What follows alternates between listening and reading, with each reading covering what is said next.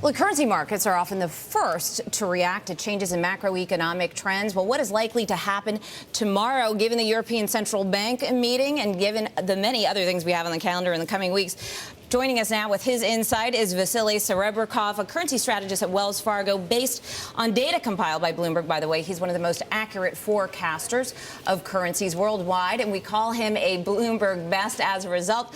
Vassili, so good to see you. And currency markets, great gauge of how people are feeling about the macro economy, global economy.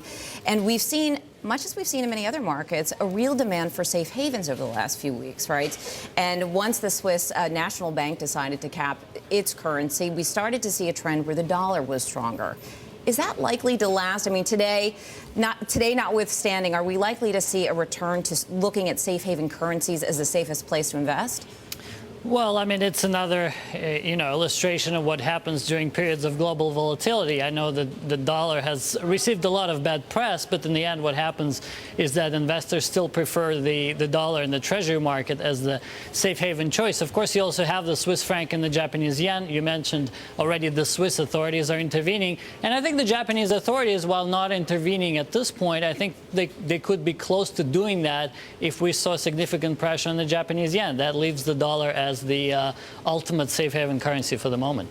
So if you're willing to take on risk at the moment, does right now represent the best opportunity to get in? I mean, certainly the emerging market currencies, some of them seem highly undervalued, particularly when interest rates in those countries seem so especially high. When does a carry trade start to look attractive? I think it may be a little bit too early. I think the feeling is it will get a little bit worse before it gets better. What we really need to see is further strong policy actions from the central bank. And if not tomorrow, European Central Bank will ease policy eventually, both in terms of liquidity policy and interest rates. The Bank of England appears to be moving in the same direction as well.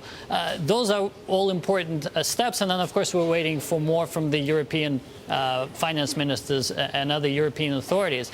So I think we'd wait for stronger policy moves before really starting to think in terms of pro-risk currencies, where we believe, commodity currencies and emerging currencies could still be attractive. When it comes to the euro right now, which way would you bet on that? Do we continue to see it weaken? We hit a decade low versus the yen on the euro recently. Do you take that? Which way do you bet on the euro short term? Well, today is a pretty good illustration in a way. Market is already very short the euro, but we saw only very limited position covering ahead of the ECB. It suggests markets are still comfortable holding those euro shorts. It's not going to be a straight line move, but it's difficult to see how tomorrow's ECB meeting is going to be positive. If they cut rates now, it's a negative. If they don't cut now, I think the markets will still be looking for something at the following meeting.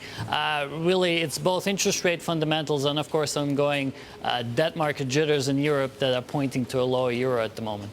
What about the U.S. dollar at this stage? I mean, does it continue to trade as a safe haven? Do we continue to see upward movement going into the year end? Well, I think the safe haven trade could persist certainly for weeks. Probably towards the year end, we'll start to see the trends change. And we still think without a broad improvement in the U.S. economy, it's hard to have a sustained strengthening dollar trend. However, where we would play eventual dollar weakness is primarily on the commodity currency side or emerging currency side. So currencies such as the Canadian dollar, currencies such as the South Korean won, we think once this volatility subsides, once the storm ends, if you want, those are the currencies with strong fundamentals that have appreciation potential for 2012.